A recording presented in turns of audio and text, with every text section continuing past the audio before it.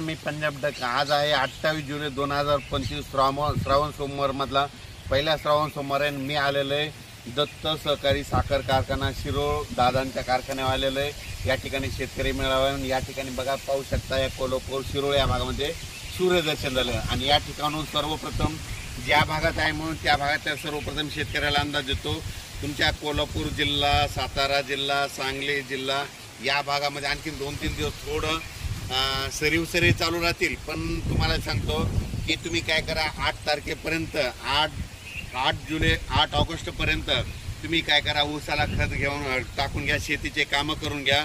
कारण की 8 ऑगस्टच्या नंतर म्हणजे 9 ऑगस्टला कोल्हापूर जिल्हा, सातारा जिल्हा, सांगली जिल्हा, धाराशिव जिल्हा, लातूर जिल्हा, बीड जिल्हा, परभणी जिल्हा, नांदेड जिल्हा, यवतमाळ जिल्हा या भागामध्ये 9 ऑगस्टपासून पाऊस सुरू होणार आहे म्हणून हा अंदाज लक्षात द्यायचा। आणि योगायोगाने कोल्हापूरमध्ये या ठिकाणी शेतकरी मेळावा आलोय, त्या कारखान्यावर शेतकरी मेळावा म्हणून या सर्वप्रथम कोल्हापूरवाल्याला सांगू इच्छितो तुम्ही 8 ऑगस्टपर्यंत शेतीचे कामं करून घ्या। 9 ऑगस्टपासून तुमच्या दक्षिण महाराष्ट्राकडून म्हणजे कोल्हापूरकडून पावसाला सुरुवात होणार आहे म्हणून हे अंदाज लक्षात घ्यायचा।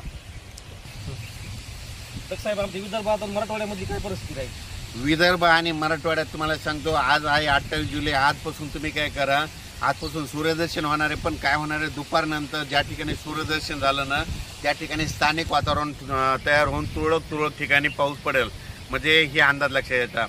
पण तुम्हाला एक सांगतो की विदर्भ मराठवाड्यातल्या शेतकऱ्यांनी काय करायचं, पूर्व विदर्भ आणि पश्चिम विदर्भ तुम्ही काय करा शेतीचे कामं 8 ऑगस्टपर्यंत शेतीचे कामं करून घ्या, फवारण्या करून घ्या। सोयाबीनला देखील फवारण्या करा, कापसाला देखील खत घालून घ्या। त्याच्यानंतर ज्या ठिकाणी सोयाबीनमध्ये पाणी साचलं तिथं सुपर फॉस्फेट टाका, कारण की तिथलं पाणी आटून जातं।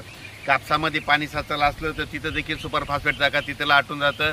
आणि तुमचे कापसं ओंबळत असेल तर काय करा त्या कापसाच्या बुडाला पाय द्या, पाय दिल्याच्या नंतर तुमची ती मर देखील थांबते म्हणून हे लक्षात घ्यायचं। पूर्व विदर्भ आणि पश्चिम विदर्भामध्ये सांगायचं झालं तर 8 ऑगस्टपर्यंत आता हवामान कोरडं राहणार आहे, सूर्यदर्शन होणार आहे। 9 ऑगस्टपासून परत पावसाला सुरुवात होणार आहे आणि विदर्भामध्ये पूर्व आणि पश्चिम विदर्भामध्ये 10 ऑगस्ट ते 14 ऑगस्ट दरम्यान पश्चिम विदर्भ आणि पूर्व विदर्भामध्ये पाऊस सुरू होणार आहे म्हणून हा अंदाज लक्षात घ्यायचा। आणि मराठवाड्यामध्ये सांगायचं झालं तर परभणी जिल्हा, लातूर जिल्हा, बीड जिल्हा, धाराशिव जिल्हा, नांदेड जिल्हा, हिंगोली जिल्हा या भागामध्ये 9 ऑगस्टला वरुण राजाचं आगमन होणार आहे म्हणून तुम्ही काय करा 8 ऑगस्टपर्यंत शेतीचे कामे करून घ्या। त्याच्यानंतर राहिला जालना जिल्हा, संभाजीनगरकडे 11 ऑगस्टला तिकडल्या भागामध्ये पाऊस येणार आहे म्हणून हे अंदाज लक्षात घ्यायचा। त्याच्यानंतर जळगाव जिल्हा, नाशिक जिल्हा, धुळे, नंदुरबार, नगर, अहिल्यानगर, त्याच्यानंतर पुणे या भागामध्ये 11 ऑगस्टपासून ते 16 ऑगस्टच्या दरम्यान तिकडे परत पाऊस येणार आहे म्हणून हा अंदाज लक्षात घ्यायचा।